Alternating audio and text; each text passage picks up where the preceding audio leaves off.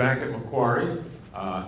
Particularly nice to come back to Australia to be able to sample what the IPCC now describes as the Rupert Murdoch Summer, named in honor of the person who's probably done more to make the lives of our children and grandchildren miserable than anybody else on the face of the earth. With the rags he publishes, the Wall Street Journal, the Australian, the False News Network, and so on. One of the truly effective parts of the denial campaign. Now, I was told there's just going to be questions and answers, but then I found out I've got to give a seminar too, and I was thinking the topic of can we avoid a collapse of civilization is actually fairly controversial in the scientific community, unlike climate disruption, which isn't controversial in the scientific community. But I think the chances, Ann and I think the chances are about 10% will avoid a collapse. Jim Brown, who is an energy expert, and many of you know the top biogeographer in the world, thinks the chances are only about 1%. Found out the other day in Adelaide that Graham Turner thinks the chances of avoiding it may be as high as 25%, but he's sort of given up anyway. So that's very controversial, but why discuss that here with a bunch of people that are interested in climate science? So I decided for my hour-and-a-half talk preceding the questions and answers that what I do, rather than just discuss collapse of civilization, is talk about the things in the area related to climate adaptation that you never hear about in the mass media, ever, basically. What would one of those be? Well, one might be that a huge factor in the increase in greenhouse gases in the atmosphere, and hopefully you all know we just hit 325 parts per million, new record. Did I say 25? 395, sorry, yeah. That a major driver behind that is population growth. How many of you have seen in the newspaper, first of all, in the United States, even when you're seeing things that are clearly connected with climate disruption, like the snowstorm after snowstorm after snowstorm that we've seen in the US causing all kinds of problems, weird weather, tornadoes in January. Go ahead and answer it. Maybe it could be your boyfriend, come on. The fact that population growth is a major driver, of course, along with overconsumption by the rich of virtually all of our environmental problems, it's not mentioned at all. Matter of fact, there's an interesting paper came out not long ago pointing out just how much over-reproduction contributes to the destruction of the environment. For example, having a kid is one thing. If you add a second kid, or you have the choice of adding the second kid or buying 4 Hummers, you're doing much more environmental damage by having the second kid than buying 4 Hummers. Because of course, besides all the consumption that child, under average conditions, is going to have, the Hummers don't reproduce. You know, that kid's going to have kids that are going to, and on and on and on. So one of the major places that we don't see discussed, in the United, by the way, let me say something nice about Oz. Australia is way ahead of the United States. Is this going on and off? Are you all able to hear okay? Wave your arms if you can't hear me. In the United States, the fact that we're the most overpopulated nation in the world is never mentioned. In fact, when we went through 300 million people, the press treated it as a great triumph. They don't seem to realize that babies can be made by unskilled labor that enjoys its work, and that we don't have to worry about having more people all the time.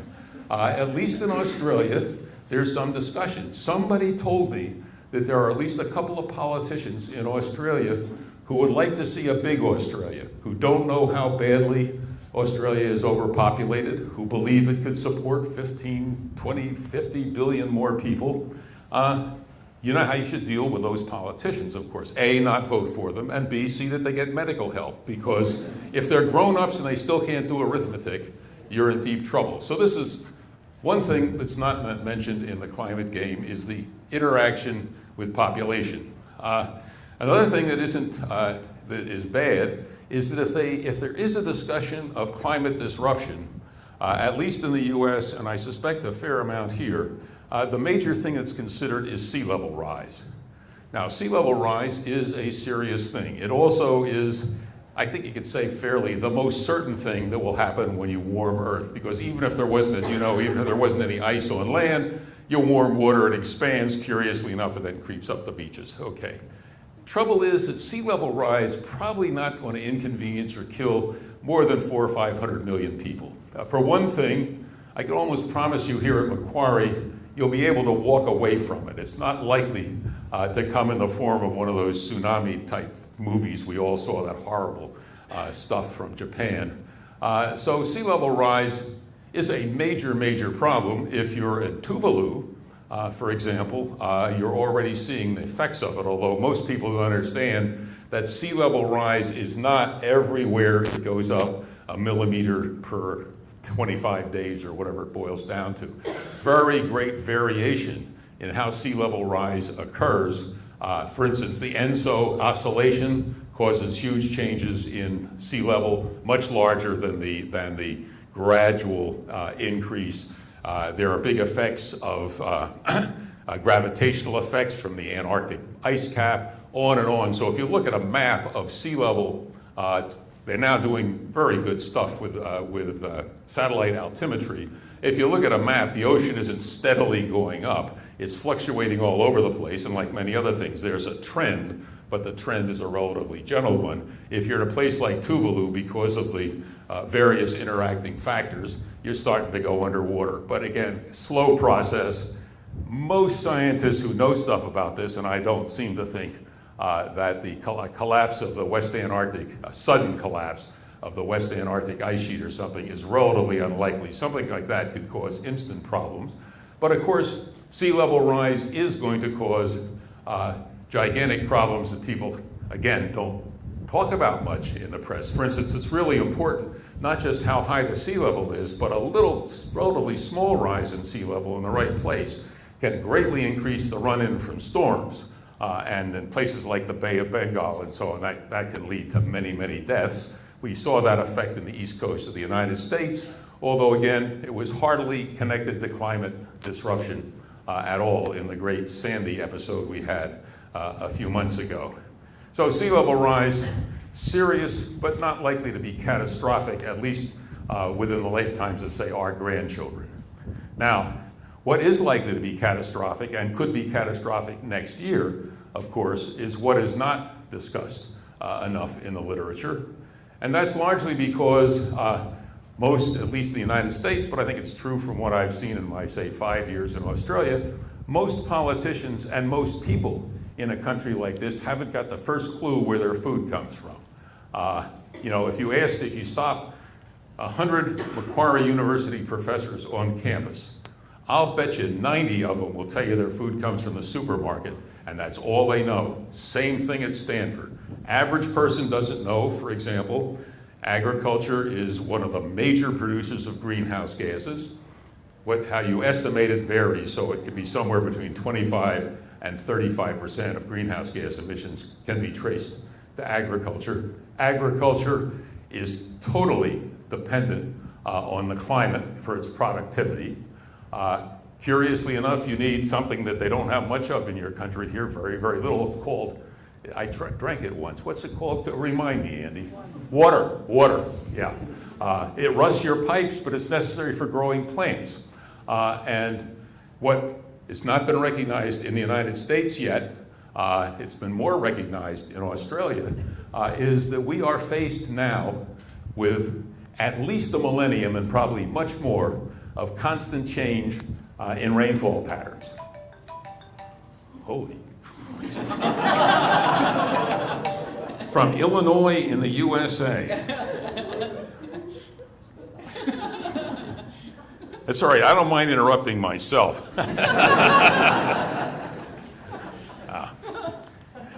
It's probably a salesman somewhere. Never mind. Anyway,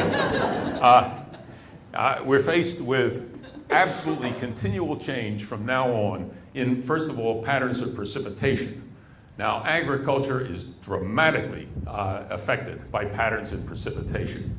And this means that basically the water handling infrastructure we have in countries like the United States the little tiny bit of water handling infrastructure you have here, because handling 7 drops of water a year is not that big a problem. But that is where, particularly when you combine it with the increased frequency of extreme weather, droughts, high winds, heat waves, and so on, that's where the problem is really going to manifest itself unless we're very, very lucky. That is, the problem of feeding people when your agricultural system is, first of all, already staggering. You want to remember there's almost 1 billion people hungry. There's roughly 2 billion more who are micronutrient malnourished, many to the effect that they're blinded or unable to function well. So we're doing a lousy job of feeding people now. If you look at the projections and believe them, which I don't, we're going to have another 2.5 billion people on the planet by 2050. That's 500 million more than were alive on the entire planet when I was born. And feeding them is going to be a gigantic problem because, for example, have you ever seen anybody point out in the media when they're talking about how we're going to close the yield gap and get the farming in the Amazon basin at the same level of productivity as the farming in Iowa? And what they miss is, of course, that Iowa has a huge advantage over the Amazon basin as a place to grow food. And that is you have automatic pest control available simply by having a winter season. In other words, every year the pests are knocked back down and have to start again the next year. Not so in the tropics. Highly unlikely, if you look at the literature, that will close the yield gap, that is, bring all yields on all crops up to the highest we achieve anywhere on the planet. More likely, the top yields are going to go down. Already in the literature, we see that the rate of growth of productivity in grains is going down and going down quite dramatically.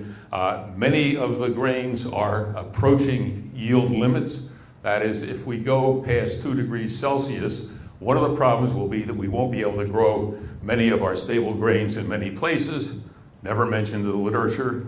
There's now a literature on wet bulb thermometer measures of how much people can function under different circumstances. Again, if we go through 2 degrees C and up to 3, 4, or 5, which is what is now projected by most climate scientists, there are going to be huge areas of the planet where people won't be able to work outdoors for much of the year.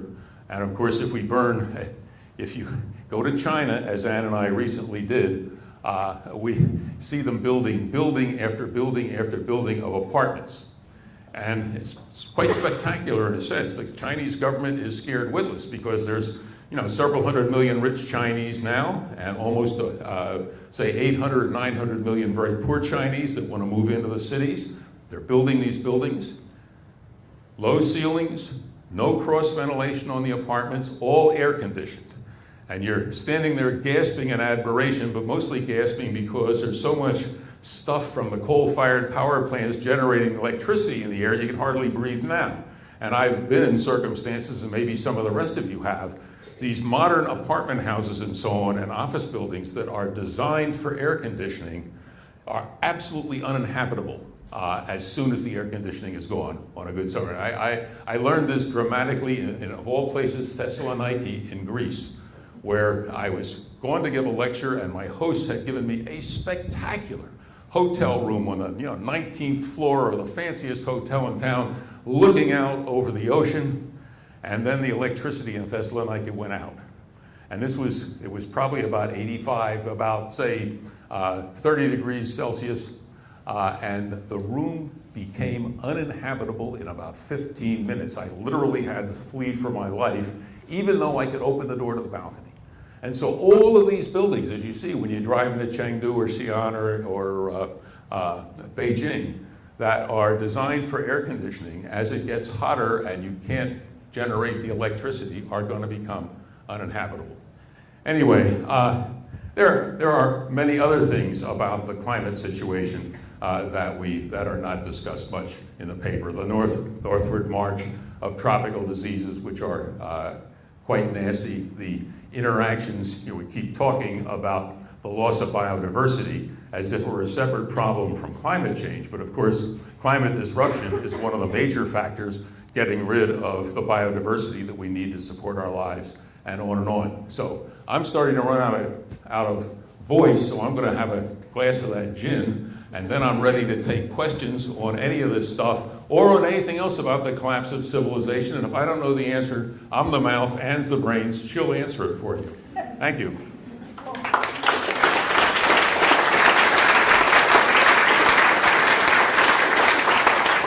Paul, you mentioned in your paper that you support humane measures to reduce population size and the growth thereof, but I wonder where you stand on humane measures which may serve to increase the growth of the human population. My question follows. I've recently been reading a leading European demographer's work.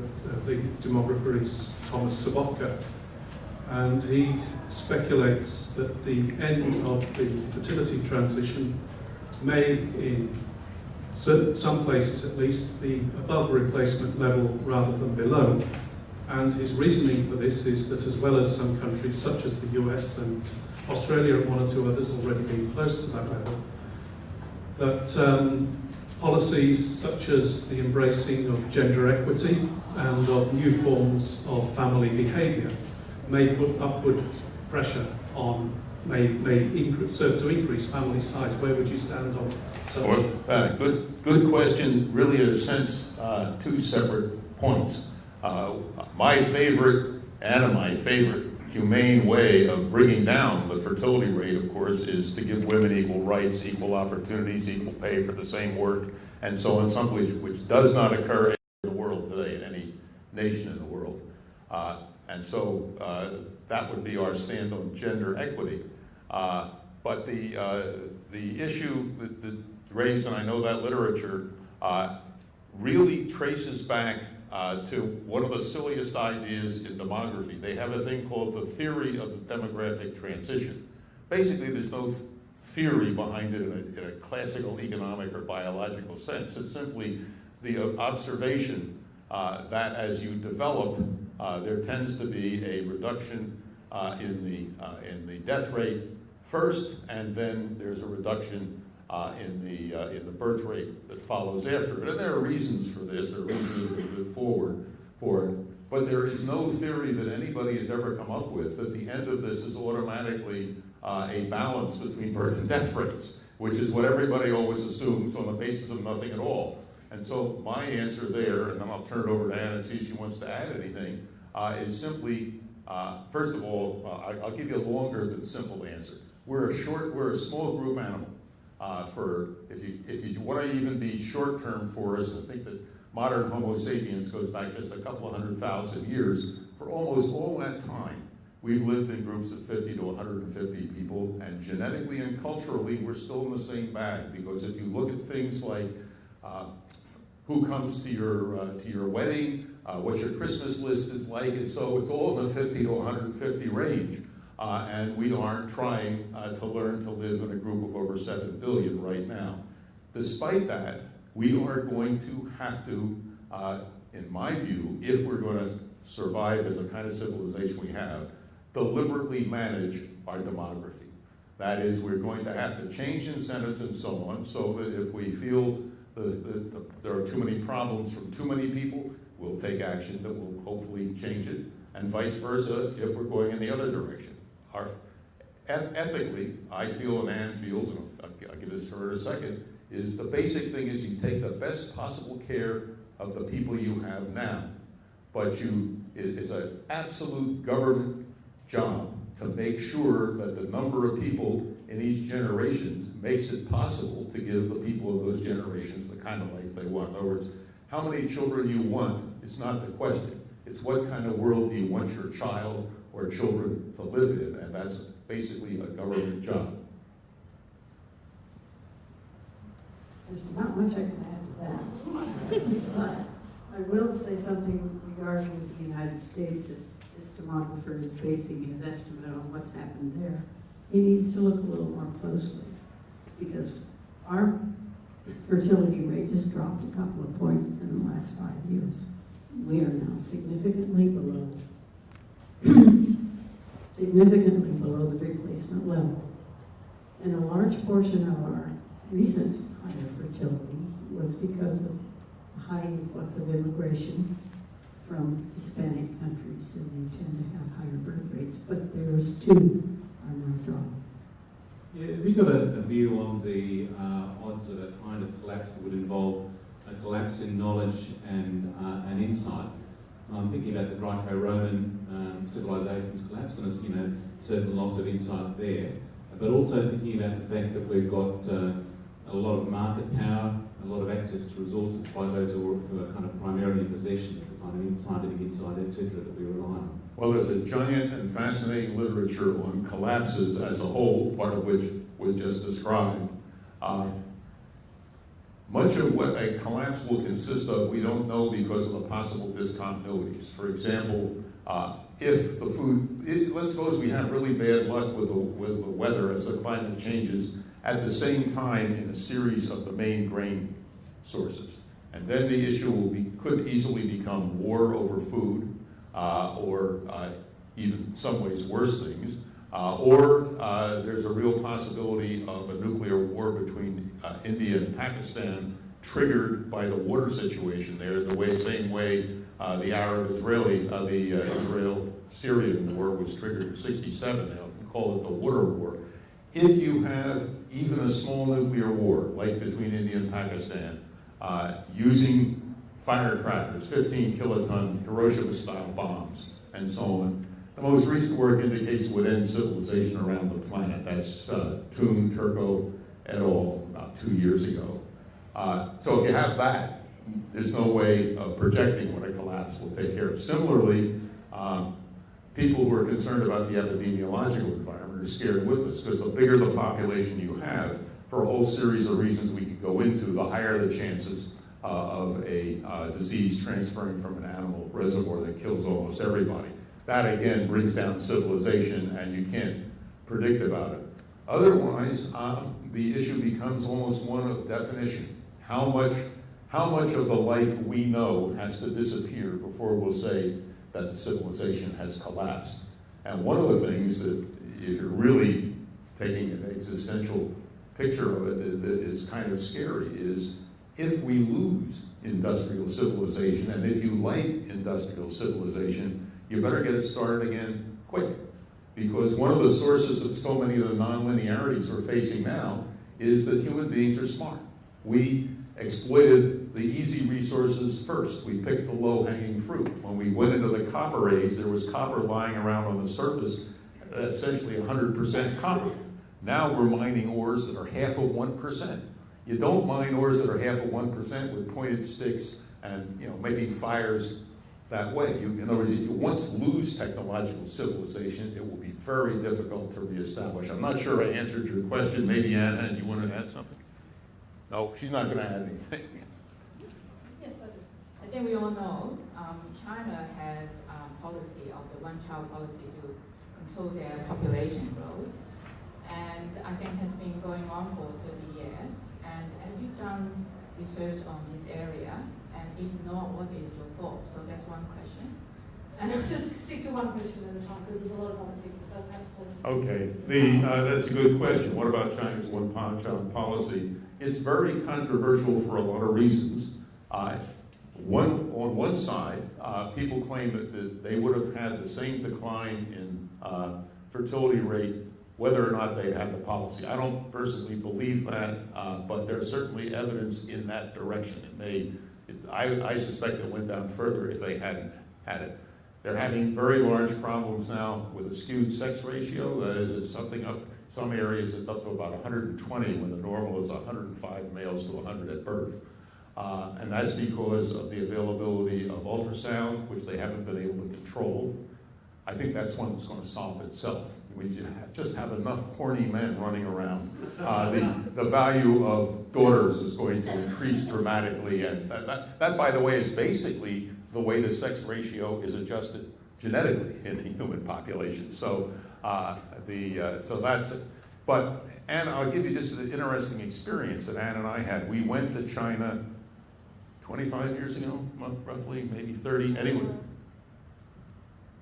about 20 years. Yeah, anyway, we had arranged for us a secret meeting with some of the top women in China to discuss specifically what they thought of the one-child family program, because it was attacked viciously in the United States by the right wing, but on the basis, by the way, of problems with it, things like forced abortions and so on. And the really funny thing was that the only way the right wing found out about those problems is that the Chinese government considered them problems and said, this is what's the problems we're having, here's how we're trying to fix it. Just like now they have a valuing girls program trying to shift the sex ratio back closer to 50-50. We had about 25 to 30 women in a group for an hour and a half, sort of like this. And in the first 5 minutes, they basically all said, agreeing with each other, no question, we looked at the economics, we looked at the population statistics, we simply had to do it, no choice, totally in favor of it. And then one of the women said, you know, I'm the best neurosurgeon in China, but I will never be head of my service because I'm a woman. And the rest of the hour and 25 minutes was them telling stories about how being a woman kept them down in China. And we've had, you might want to describe our experience in Sweden, which is supposed to be another country with great. Well, that was 40 years ago. You keep bringing it up. I think things have changed. Never bring your wife on one of these trips. Well, what really happened was, we were there for a UN conference, and I was there with Paul. And they sort of under substance let me sit at the table during the discussions, but then they told Paul that there was going to be a special dinner for the official delegates. And so sorry, spouses are not included. Well, Paul and several other people who were there said, well, we're not coming in that case. And made a statement, and we all had dinner with a group of young people. And there are a lot of stories about how the famous Swedish parody for women with men was not so. And it was quite enlightening, but I think things have changed since then, 40 years ago. I would never disagree with my wife, I want you to understand that. But I was there about 4 years ago sitting next to a woman at a celebration for the Crawford Prize. The Queen was there. The guy getting the prize said, what's missing from the Crawford Prize? And a whole bunch of us yelled, women. It's never been given to a woman. And the woman sitting next to me was a neurosurgeon, another surgeon, I guess not a neurosurgeon, just a surgeon. And she, once again, went through the same routine as the others did, saying how bad it was for a woman in Sweden. So, you know, I mean, the idea that somehow, I'm not trying to pick on it. Australia's bad, Japan's worse, US is bad, but the point is you have this impression there are countries where women are fully empowered, and people think of places like Sweden and China as being examples, and they're not. There's a huge area for work there, and if you're concerned about gender equity, you can work on the environmental problem and gender equity simultaneously. I'm interested to hear what role you think the private sector can or should be playing in terms of trying to avoid collapse. There's now quite a few companies setting themselves up as sustainability leaders, trying to cut their footprint, but even they and all companies rely on growth. So I'm wondering, do they have a role? Can they do it? Did everybody hear the question? Yeah, okay. My answer would be, yes, they have a role. No, they're not going to do it. And the basic reason is, first of all, there's a lot of greenwashing. Second of all, we're truly hooked on growth. That's the main reason I think that most of us who are in the business are so depressed about the route that we're on. There's a wonderful movie out, by the way, called Growth Busters, made in the US, but I think it's available here. I can get the information to you. But the basic idea is, President Obama, who we supported, has gotten up basically and said, well, we got to get back to 3.5% or 4% growth. All that means is, although he knows better, I know he knows better because his science advisor is Anne's and my best friend, that you can't get along without talking about 3 or 4% growth, which basically means you can't do arithmetic. There is no way do the numbers yourself. See where you are in 150 years. If you have 4% growth, you're going to be roughly 100 times as rich. What does 100 times as rich mean for people in this room? I mean, everybody's going to have 15 or 20 cars, several airplanes. I mean, it just is insane. And yet we're stuck on with it. I think there are, one of the things that industry could lead with is they are, unlike our government at least, they're foresight oriented. They want to know what the markets are going to be like. They want to know, for instance, the World Business Council on Sustainable Development did a backcasting study in which they figured where they wanted to be in 2050 and what would be necessary to get there each decade before, because they're really concerned with what's happening. But until we get to the point that if some companies grow, others are going to have to shrink, and more shrinkage than growth is going to be necessary as far as I'm concerned, because there's no way, if you do look at the numbers on the present population, as you know, even with 2 or 3 billion people living in misery, we'd need another half a planet just to maintain 7 billion people at that level of misery. And they're planning on 9.5 billion people, and everybody living like Americans and Aussies. Ain't gonna work. So halving human population overnight would halve not our people, because that's already in play, but would halve the continuing effects. So what kind of strategies have you thought about for making it easy for populations to actually decline? For instance, removing incentives for reproduction, or removing the stigma against those of us who choose not to reproduce. Have you thought about these kinds of non-legislative ways of reducing population growth? Back in the early 70s, and even a little before, when the idea of slowing population growth in the United States was a topic of discussion. There was a movement to change advertising, for example, to feature household goods being used by families with no more than 2 children. And that, in fact, worked very successfully. There were also some interesting ad campaigns that Planned Parenthood put on, like showing a man obviously pregnant and saying, how many would he want? Things like that. So it can be done that way, through publicity and general propaganda. And this, of course, had nothing to do with the government. It was not part of it at all. It was done through private organizations and NGOs such as Planned Parenthood. But there's a lot that can be done that way, and you really do influence public opinion when you do that. One was being worked on now, run by an NGO. Anne will remember the name of it, but anyway, they put on, for instance, telenovelas in Latin America, which are soap operas, basically. But the soap operas present women in a certain light and with jobs and opportunities, but they make it all, basically sexy. There's conflict and so on, but it's resolved, and they argue about how many kids to have and so on.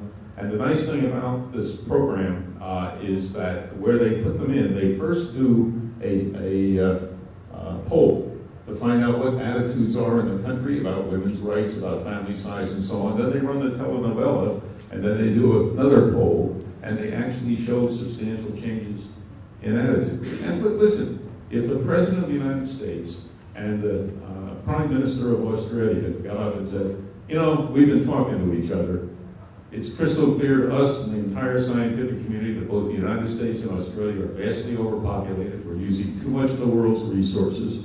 From now on, our motto ought to be, A, that we all stop at 1. We're not going to have any more big families for a long time.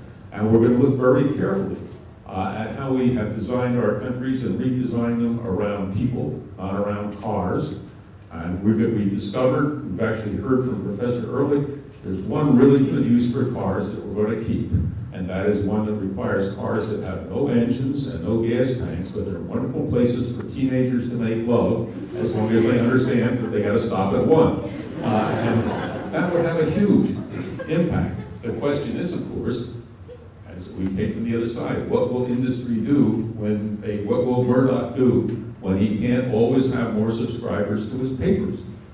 Is he ever going to fire the liars and hire some people who will actually tell the truth, like Fox News? I don't think so. That's why I am not pessimistic because of what we can't do. I'm pessimistic about what we won't do and what we're not doing. Thanks. I'm from the politics department, and I'm deeply interested in how scientists can communicate better through politicians to the general public. Now, you mentioned a couple of policies that would be just great, like governments making people have smaller families through incentives and other things.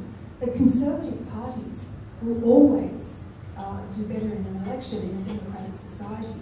In opposing such policies, there's a massive vein of irrationalism that runs through our society. It's not just in relation to sensible policies on greenhouse gases. There are creationists and climate change deniers. There are anti-fluoridization groups. There are anti-vaccination groups, and so on and so forth. The question is, how can scientists communicate better to get better political results, given that the irrationalists are also supported by the conservative media, Fox News, Rupert Murdoch, and all the rest of it? It feels like we're really up against it because the forces of conservatism are so strong in politics. Well, you just given a nice speech for why I think there's only a 10% chance. Go to mahb.stanford.edu, mahb.stanford.edu. We now call it the Millennium Alliance for Humanity and the Biosphere. It's basically the model.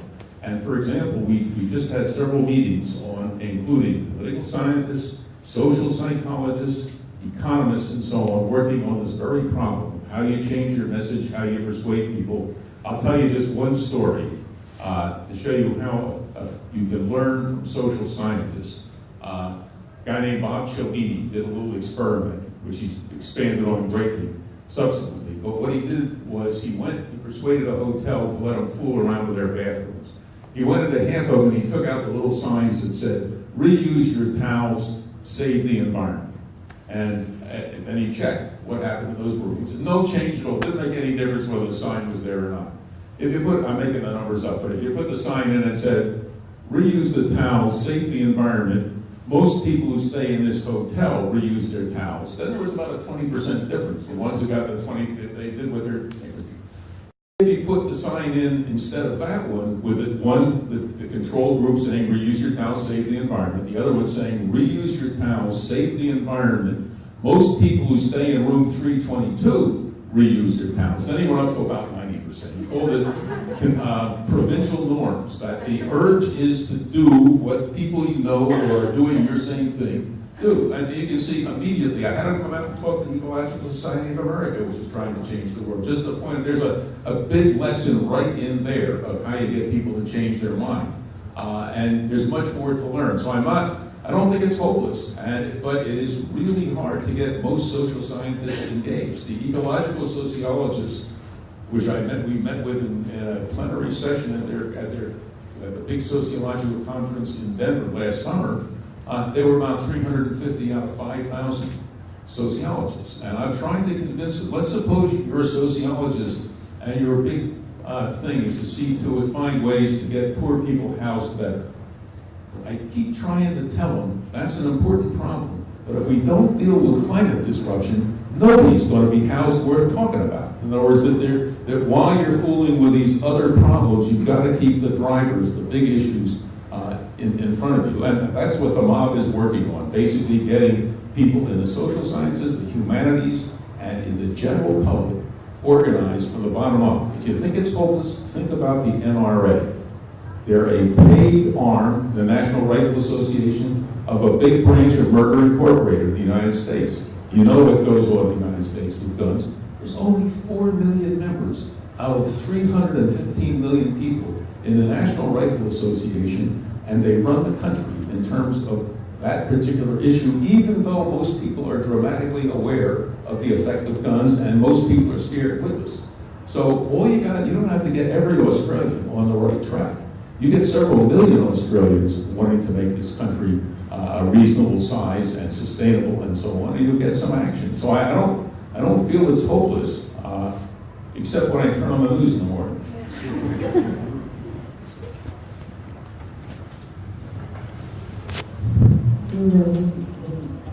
lot if they are organized and if they are very determined and very convincing in their arguments, and if they have access to press And money. and money, of course. Oh, and by the way, I didn't mean that Sweden doesn't have a glass ceiling just like everybody else, but I don't think they leave the lives out of the events anymore. Back before the turn of the century, Professor Reddick, people like Tim Flannery, David Suzuki were continuously vociferous about the problems associated with the population growth. I don't hear Tim Flannery anymore. He doesn't talk about this. Everyone seems to talk about the way they can reduce the carbon dioxide emissions. Even your late friend, Professor Schneider, talked about this rather than talking about the population growth. Why don't you guys get together and really pump the information about the fact that it's the population growth that's causing all the problems? Have you ever tried to find Tim Flannery?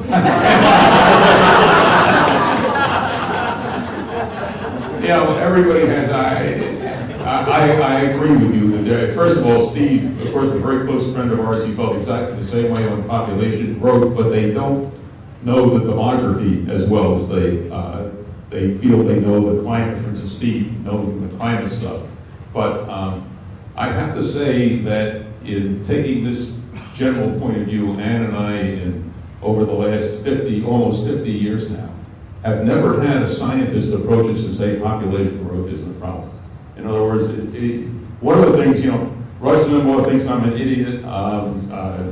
Imhoff thinks that the climate is, that I'm one of those jerks who's part of the hoax on climate change and so on. Scientists don't give a damn what Rush Limbaugh or Abbott or some other moron thinks. Scientists worry about what other scientists think, and that's the really critical thing. So that I think the scientific community is 100% behind the idea, essentially. Certainly their statements have been that population is a critically important issue. But most people don't want to get out there and say it because of the flack you get. And there is a lot of flack. You hate people, you hate children. I do hate children. But once they're housebroken, they're fine.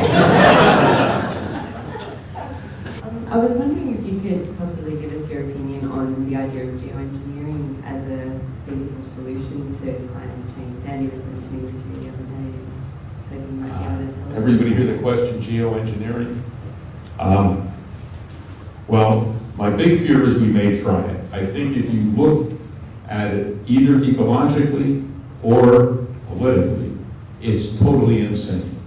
On the other hand, and for instance, it is an advantage that we have in climate. For instance, if the toxic situation gets out of hand, we have no geoengineering plans. The equivalent geoengineering plans. To run a global experiment on a system we don't understand, and where the political consequences could easily be that terminal war, is absolutely nuts. So I hate to say that we may end up doing some of that stuff, but it will prove we have gone totally insane. It is so much simpler to convert the world, to gradually reduce the population, to change our patterns of consumption, and particularly to totally re-engineer our energy mobilizing system and our water handling infrastructure, which is going to have to be remodeled for flexibility, because again, it isn't going to be we're going from state A of the climate and then immediately to state B and stay there. It's going to change continuously. Much simpler, in my view, to totally reorganize society to deal with those problems than it is to run an absolute, all you have to do is get the battleship Missouri firing its 16-inch guns, lofting crap into the atmosphere every 5 minutes for the next 250,000 years, and what the hell, these are nutty plans. The trouble is, we're going on an even nuttier course now. So my opinion is we should not touch it with a 10-foot, million-foot pole. But I'm afraid we may end up eventually doing it, whether we should or not.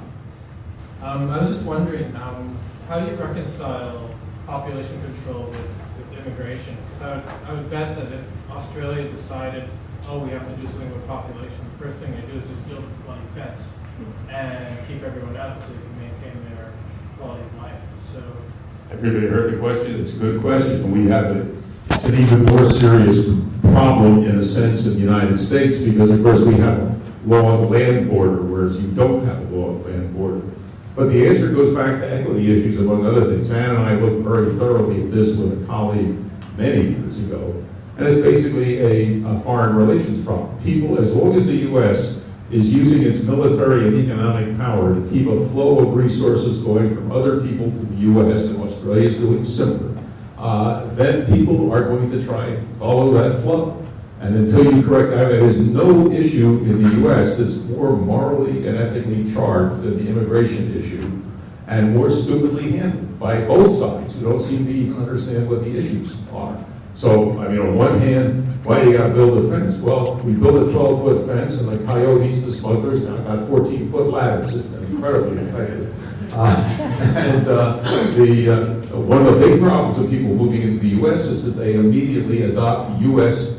as fast as they can, U.S. consumption standards. So that has it has a big, not just effect in the U.S., but a global effect. But again, as long as the U.S. is filthy rich and many people are dead poor, who can blame them for wanting to come? So it's a very charged issue, and one that ought to be solved globally, which brings us to the issue of how do we deal with global problems? We have no real governance system for it. We have a ragtag collection of treaties and agreements and so on.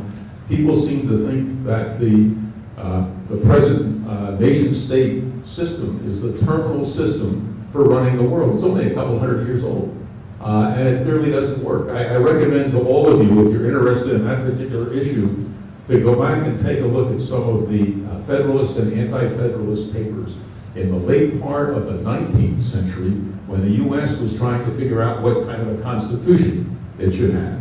Many of the issues being discussed then, 18th century, sorry, 18th century, 1780 roughly, are similar to a whole bunch of countries or a whole bunch of colonies trying to decide how they could live together enough to keep the Brits from coming back, but still retain their distinctness. Very similar to the issues that we really should face globally, to face the global, how do we get together enough to solve the problems of global toxification, global climate disruption, global disease transmission, and so on, and still retain the things we like to have as, you know, Aussies being proud of Australia, and Yanks being proud of the United States, and that sort of thing. Good question, tough to get a good answer. I just wanted to know how you deal with religious of any description, discourses in the political arena if you want to engage the government. I come from a continent that is 95% Catholic. So how do you engage the politicians, which are all Catholic and pretty much anti-women, anti-abortion, planification, etc., talking about Latin America? How do you engage these people that are presumably intelligent? How do you do it? Well, one of the things that has to come along sooner or later in our societies if we're going to survive is simply realizing that religion can't be a separate thing that's under separate laws and so on and so forth. The nice thing is that, of course, Catholic reproductive performance tends to coincide with Protestant, Jewish, and other reproductive performance wherever. The lowest birth rates in the world for a long time were in Europe and Catholic countries, still are, Poland and the problem there is the hierarchy. I think it's time we got honest with it. You know, a bunch of sexually disoriented old men who hate women. And why should we pay the slightest attention to it? I turned on the TV this morning and there was this long, huge discussion about how important the next child abuser chief would be. It just doesn't matter to it. So I think we just have to be honest about it. People should have a right to any views they want, as long as they're not trying to deal with really important issues. And, you know, I'm always torn on issues about whether women should be allowed to be priests. That's like arguing my civil rights should I be allowed to put my hand in a meat grinder. I mean, on one hand, yes, but on the other hand, why? And by the way, these are not the views of Macquarie University. or Mr. Abbott. Well, we're going to have to finish up, but I'll take the chair's prerogative to just ask one last question. Is there any hope, other than the fact that we know Rupert Murdoch must die eventually? You should. Can you leave us with any message of hope and optimism for the Yeah, future? absolutely. Let's suppose we've been sitting here and we're having this discussion. I was an expert on European politics, and we were discussing what would happen over the next 100 years in the East-West split in the Soviet Union. We had a wonderful discussion. It would all turn out to be totally nonsensical because in 1989 the Soviet Union disappeared. Ann and I know lots of people with government, we know lots of people with political science, we know all sorts, involved in the social sciences for many years. Nobody we knew had the slightest clue that that was going to happen. In other words, what we have seen repeatedly is that societies can change dramatically when the incentives are right, or even when they're not. When we don't understand what the incentives are, they can change dramatically. Think, for example, of what happened in the United States, Britain, Germany, Japan at the start of the Second World War. Everything was changed. The consumption patterns in those countries changed dramatically in a very, very short time, in months, not in years. And the same thing with the change in birth rates in the United States, the collapse of the Soviet Union, and so on. So the basic thing is, when the time is right, this society and all of our societies could change to ones that have their first focus on how we treat each other and how we treat the environment we depend upon.